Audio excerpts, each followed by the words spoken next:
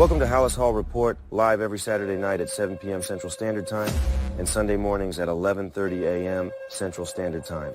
Live talking Chicago Bears football with Mike the Bear Fan. And your host, Ken Dobb. Also on the panel, we have the football analyst, Woody, who was named for the Woody wrap-up on game days. Next on the panel, we have Bear Down Mike. He is the youngest, but don't be fooled. This guy knows this Bear squad. He can bring a different insight. Halas Hall Report breaks down the Chicago Bears team all year long, from the offseason through the draft. Also, the legend of tailgating, Billy Defense Flores, joins the crew live at 1st and 10 tailgating. You can find him at all home games at Soldiers Field. Also, the Bear Fan, who has been here since the first year of Halas Hall Report, welcome Bear Fan Dan, where he is known for studs and duds after every game. You can find them on Facebook, YouTube, Twitter, and Roku if you have a TV. They are all over social media. You won't find no better sources for Chicago Bears news like injury reports, team updates for breaking news for all the good and the bad the team does. Halas Hall Report will be live for the 6th season. And they are teaming up with the best sports podcast out on social media. This is Northeast Streaming Sports.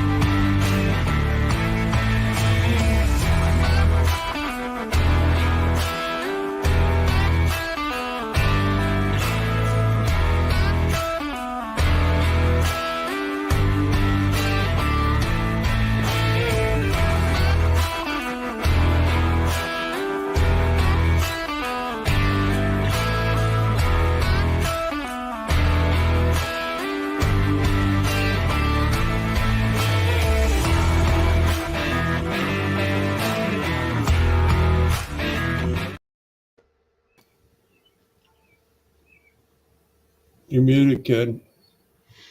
No, usually it does. Okay, there we go.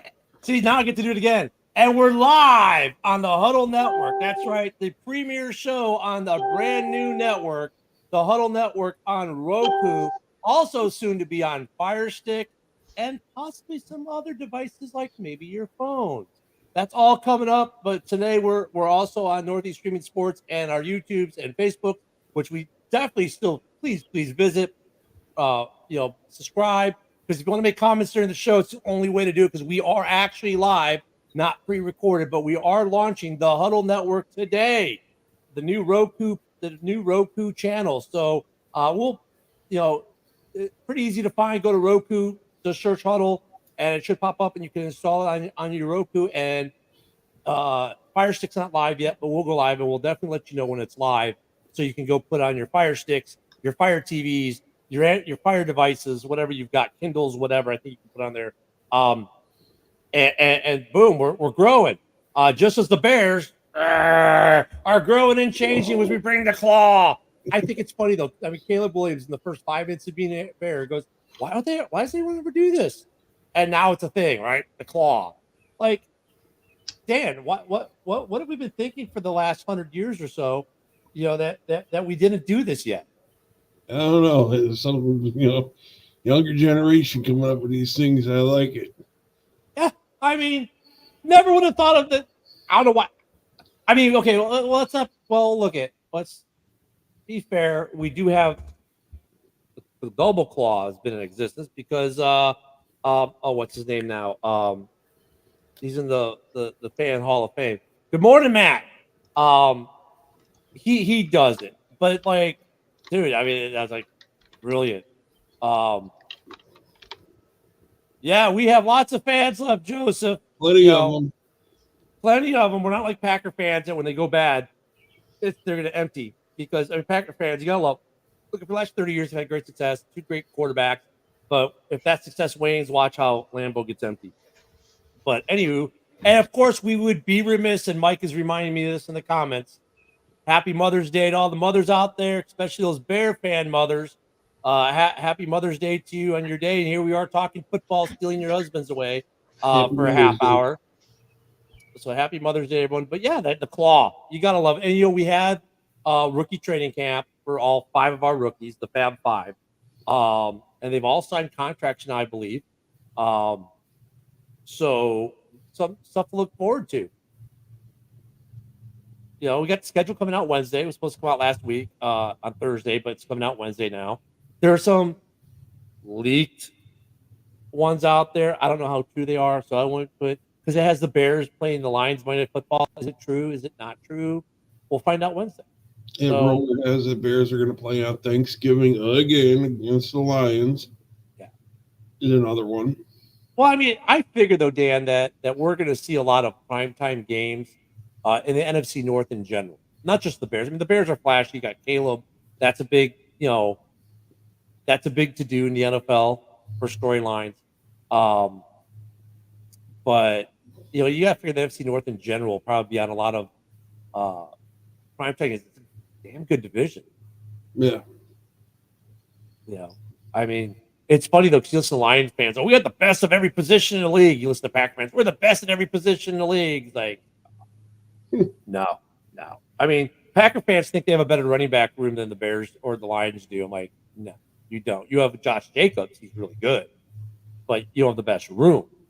We got the best wide receiving core. No, you don't. You don't. The Vikings are better than the Packers.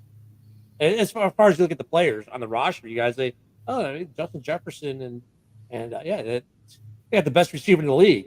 They're pretty good. So good division. It's gonna be a good division. We're gonna have a lot of fun this season. Of course, now we're in that slow time of the season. But I don't know, Dan, have you heard or seen anything out of rookie camp there's a video of Caleb throwing to Rome. We saw some punts yesterday that looked pretty good. But it's rookie training camp. Anything make you go, ooh? It's just seeing the rookies out there, period. Seeing Caleb out there and that. I read that Rome has he pulled his hamstring or something. But hamstring soreness is it's like, Yeah, he didn't pull his hammy, he just tweaked it. Oh, well, I'm not really that worried about it. I mean, the only thing, and Mike, it came to me. The only thing, and this is going to be the original topic for the day, is we still need a defensive end. I like the kid we drafted, but let's face it, he's a project. He probably going to need a year or two to come into his own. He's not going to be an everyday starter out of the 5th round. A lot of NFL scouts said if this guy stayed in college for another year, he probably would have gone late 1st round, early 2nd round next year, been a more complete player.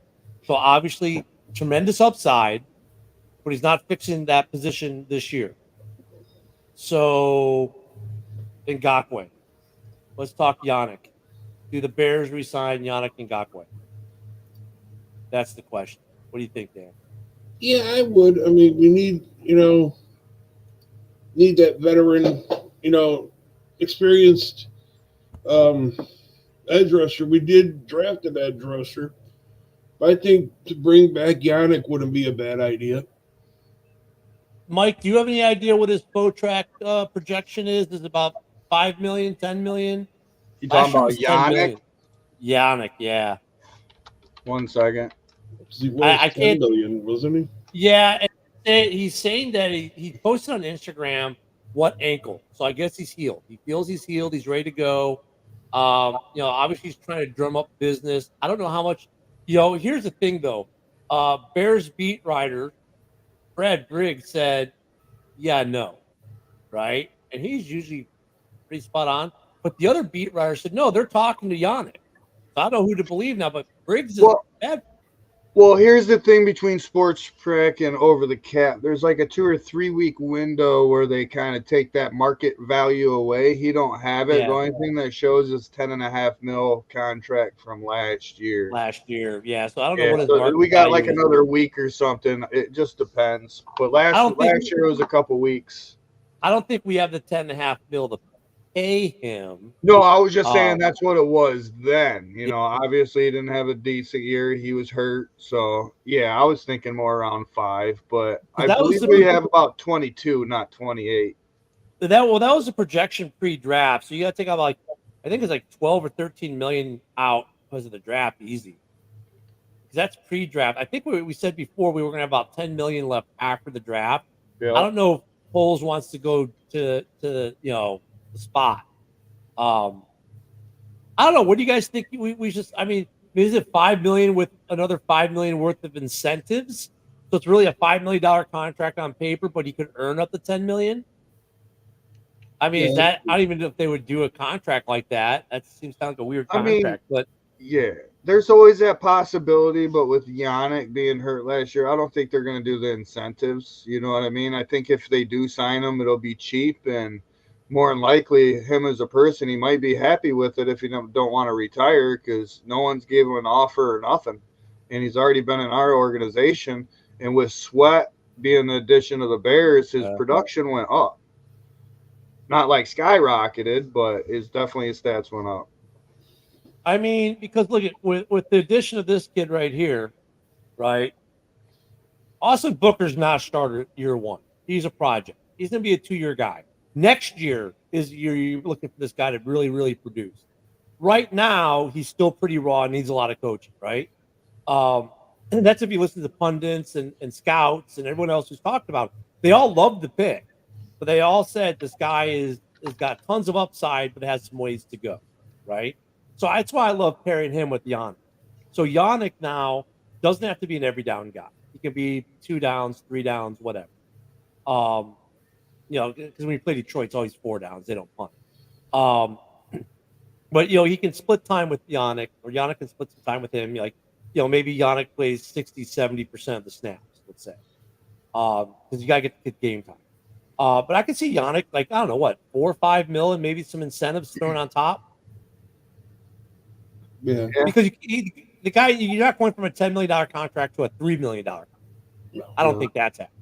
And I like the Booker. Like you said, they've been saying good things about him, but they actually have him behind Sweat. So don't be surprised if he gets in rotation on the other side, as I'm not saying taking Walker's spot, but just a rotational guy on the other side, on the left end. Well, could the Bears maybe think they're good at defensive end and everyone else has it wrong and do nothing? It's possible. Maybe. Walker isn't a yay for me. He makes some good flashes, but maybe rotational, he'll step it up with Booker and them on the team.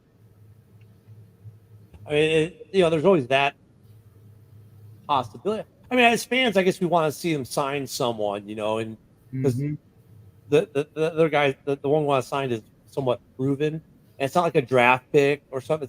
It's like the other guy, he's on the roster, but right. Like they drafted Dominique Robinson. Remember, he filled in. He looked pretty decent, but it didn't take him long to fall third on the depth chart after getting Booker. True. So I mean, I wouldn't be against re-signing Yannick and Ngakoue, but I don't think they necessarily have to. I think that'd be my new take on it. It'd be nice to see. I would if the money's right. But any other free agent moves that you think we can make, Dan, or should make? Not off the top of my head, can't think of any. The defensive interior was the position that we drafted, of course, but we didn't draft for the defensive interior. We lost Jones. We could use a guy. Maybe there too, but there's no real name anyone's talking about. I think we signed a guy, some guy that most of us will be like, who at first, and then we'll get excited. We'll read the stats. Oh yeah, he's gonna be great because that's what we all do, right? Right. But I mean, I could see where Foles could be just like, all right, I'm good. Let me just scout what's out there in case something shakes loose and save some money just in case. Because there are going to be some roster cuts probably still by some of these teams are going to be, salary cap cuts. And maybe he thinks he can pound something. I mean, I trust Foles. I mean, look at the roller coaster we've all gone on Fields. That was another thing. Did you see the article about Justin Fields that came out yesterday? There was an article that said he was not necessarily the best teammate and that there were issues sometimes in the locker room with Justin with some people. And I was kind of taken aback by it because it's the first we've ever heard of it. By all intents and purposes, he thought Justin Fields was a great teammate. And it made me think that's the one thing that as analysts, fans, guys who are doing a podcast, and guys who are watching a podcast that we don't necessarily know when these GMs are making these decisions. Like Justin Fields might not be gone because of his play. He might be gone because of how he's in the locker room in Chicago. Right. I did see that post actually and seen that comment. First, I thought it was fake, but I see it in numerous spots. And think about it. If you have a player that's, I'm not saying a head case, they don't want to leak it out and be like, yeah, he's not a team player. You know, he's not getting along with him, this and that, blah, blah. But they're trying to keep it clean. But maybe that was one of the reasons why they got rid of him. I mean, because when you look on paper, not just that, I seen that, you know, he wasn't paying attention in film room, and like, you got to learn. If you got something to learn and can get better at, you know, you do it. It's not fun and games. Yeah, that was the other thing too. Like, yeah, he was hard to. He wasn't attentive in meetings and stuff. I was like, really? I mean, it kind of blew me away a little bit because it's like I didn't expect that. Because you know, when you look at Justin on paper, right? He's like the quarterback you'd want as a coach. He keeps getting better. He didn't get worse. He didn't regress at all in his pro career in Chicago. He kept getting better numbers. I think that's why so many of us, myself included, were like, we need to keep Justin trade out of one and do whatever else we were going to do. And then when he got traded, we're all like, some of us were like, really? I mean, we knew it was a possibility, but we're like, really? Because isn't this guy what you want? But now you add in this additional information, and it makes some more sense, I guess, on that level of what happened. And Matt said, okay. So, you know, that's different. Okay.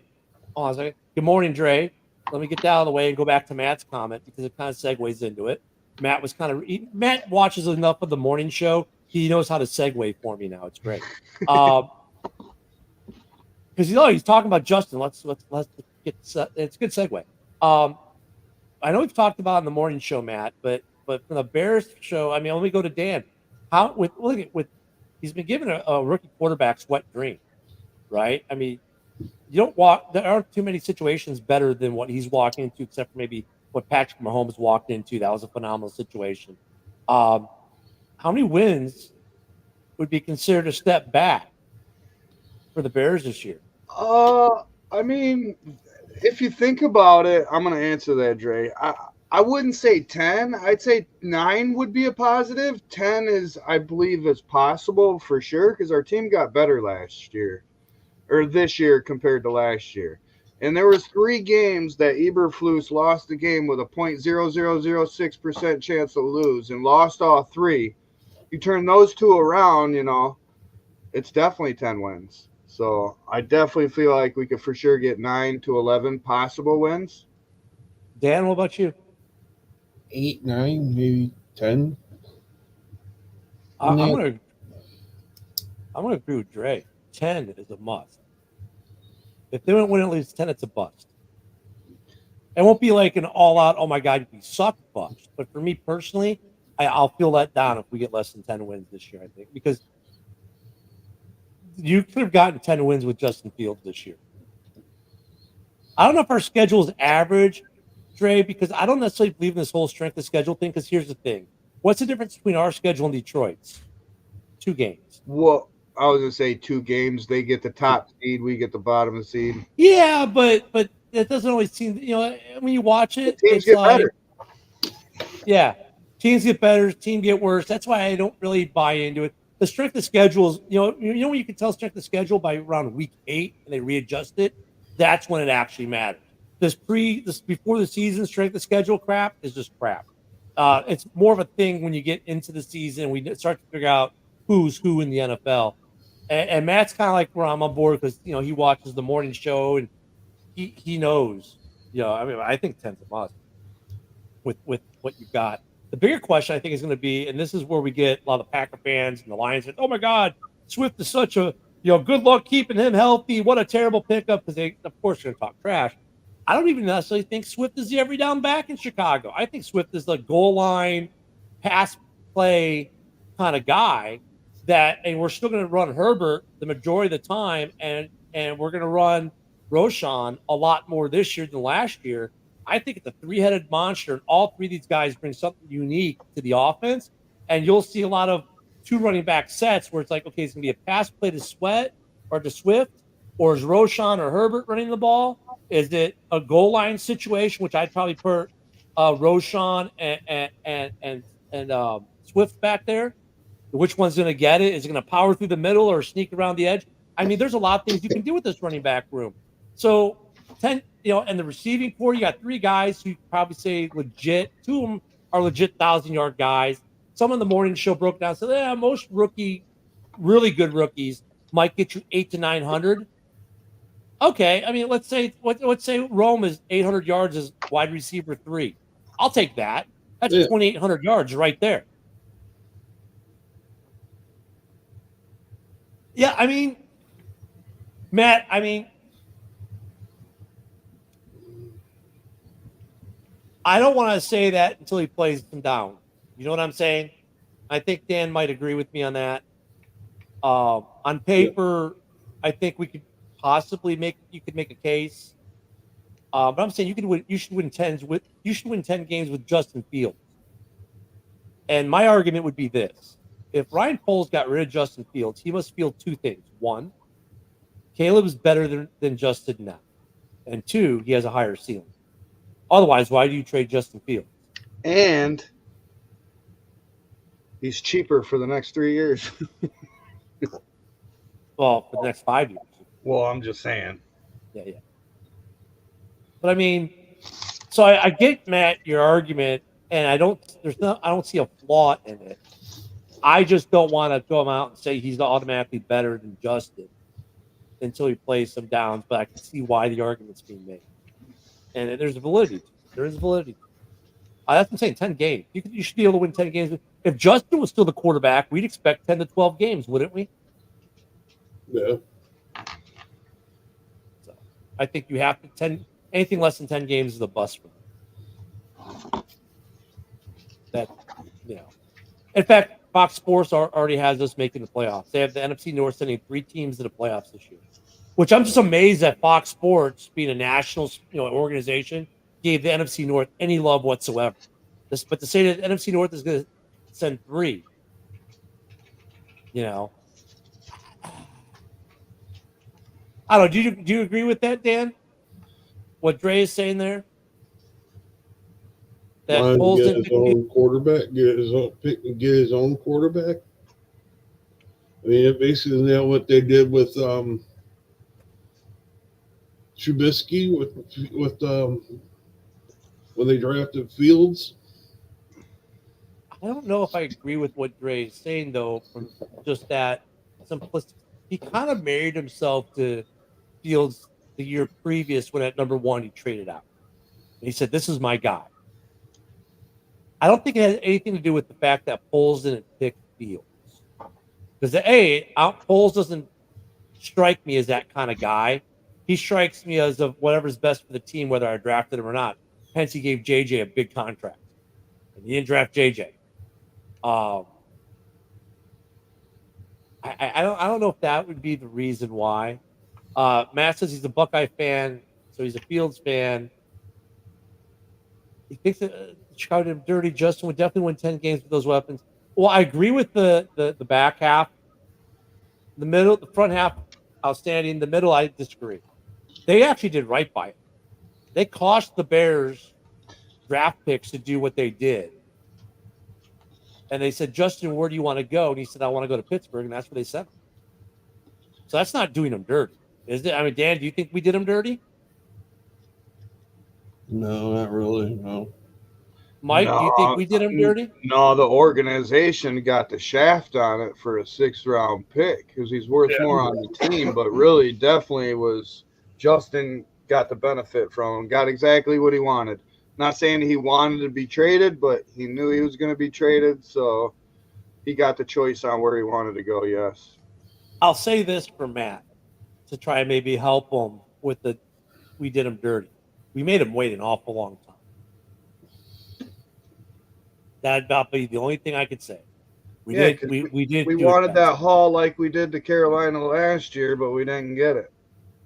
Well, and we wanted to be sure that Caleb was the guy. And after the 30 visit and Poles knew, he pulled the trigger pretty quick. Right. And Matt says, and this is the other part of the argument where I agree with Matt too. You didn't get the opportunity with the weapons that Caleb got. And I agree. Because like we said, Justin, we have absolutely nothing. Go do something. And he did. And we said, hey, now we're going to give you a little bit something more. Here's DJ Moore. Do something. He did. And now we said, okay, now we're going to load the team up.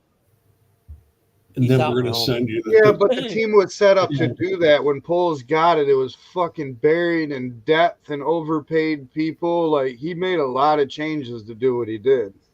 Yeah. No, I don't disagree. But, I mean, that's the argument to say how we did. Yeah. I'm just saying, he couldn't go out and get, 2 weapons for Justin Fields because he had no money to do that or nothing. Like, he did what he did to get more. And anyone want to tackle this comment? Justin's not a passer. Doesn't matter about weapons. I've seen him throw a pretty ball, man. I just don't think he knows his reads. Like, he's got the check down right, but he don't know how to read a defense and figure out where the second receiver is going. He'll look at the one receiver, but I feel like he does a check down a lot. He don't do his reads. I mean, we had 2 ball catchers have career years last year with Justin, being DJ Moore and Cole Kmet.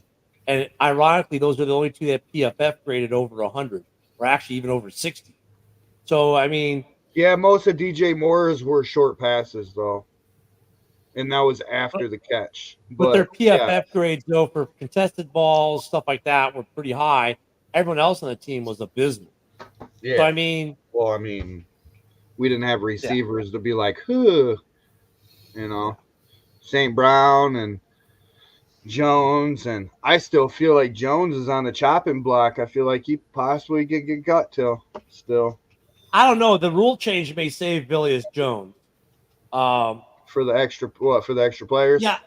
Matt, I don't think you're against Caleb. I don't think any of us thought you were against Caleb, but I think you're right. He shouldn't be winning 3 more games than last year, shouldn't be out of reach for him. I think we all kind of agree on some level. I mean, 2 to 3 games. That is the range, because I know Mike and Dan said 9. Well, that's just positive from last year is all, Yeah. And Dre, there's a great video from another podcaster on YouTube about that. And he actually showed that him holding the ball too long was actually, believe it or not, to the betterment of the Bears, because of how he was able to extend plays, find open receivers that way, and get positive gains out of basically busted plays. So that really, when that guy broke down the science, the numbers, it really opened my eyes. Like, quarterbacks holding the ball, because we all think, 2 seconds or less, get out. Sometimes holding the ball actually does create some of the best plays in the game. Just situational, of course. But I agree with you, Matt. Dre, I'll email you the video if I can, or message you the video if I can find it again, because it was actually a pretty good video about that. But it was actually, he said, yeah, Fields holds the ball, but it was to the better of the team. His completion percentage went up. It was kind of weird. But yeah, so hey guys, we're on the Huddle Network, brand new streaming network on your Roku. Gonna also be on your Fire Stick. Also, we're on the Huddle Network on YouTube now. Facebook pages are still saying Mike the Bear Fan, Chicago Bear News. Also, subscription service on Mike the Bear Fan. Look, man, it's like cheap, $2.99. It's going to get you a ton of access to a ton of extra things during the season.